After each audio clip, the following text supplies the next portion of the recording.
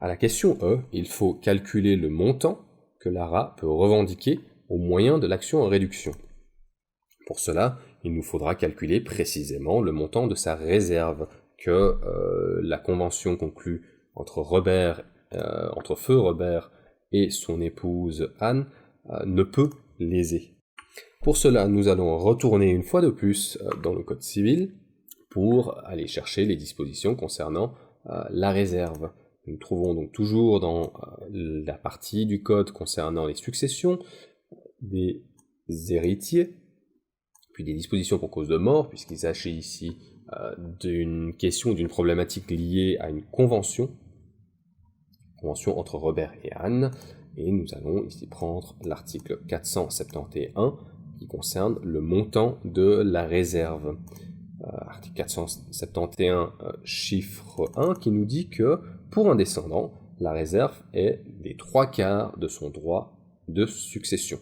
Si nous revenons à la donnée, nous avions calculé la succession de Lara à 1/4 de 286 000, ce qui équivalait à 71 500.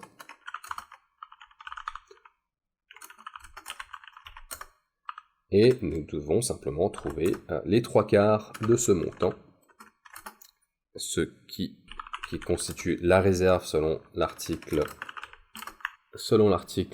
471 chiffre 1.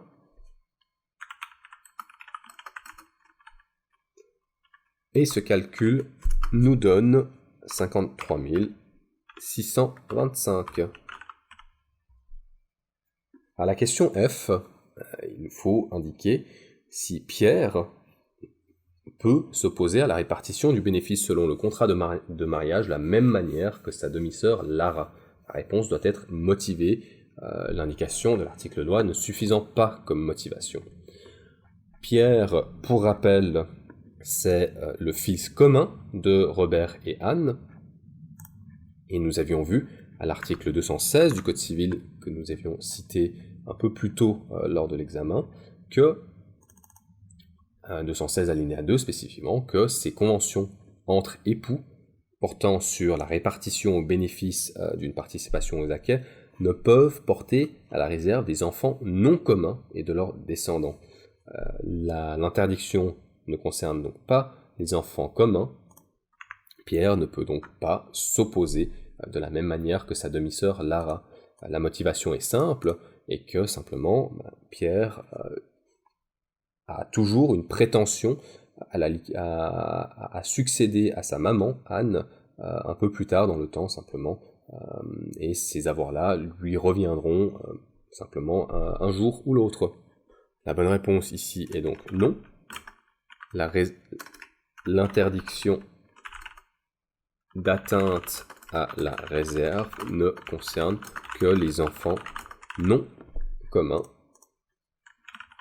et leurs descendants.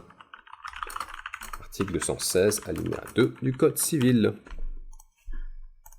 À la question 2.2, un mari acquiert un appartement en copropriété pour 900 000 francs. Au registre foncier, il apparaît comme seul propriétaire. Il finance l'acquisition au moyen d'un emprunt hypothécaire à hauteur de 600 000 francs. Il reçoit de ses parents 200 000 en avancement douarie. Et pour les 100 000 francs restants, son épouse lui consent un prêt sans intérêt pris sur leurs économies qu'elle avait réalisées avant le mariage, sur les économies qu'elle avait réalisées avant le mariage.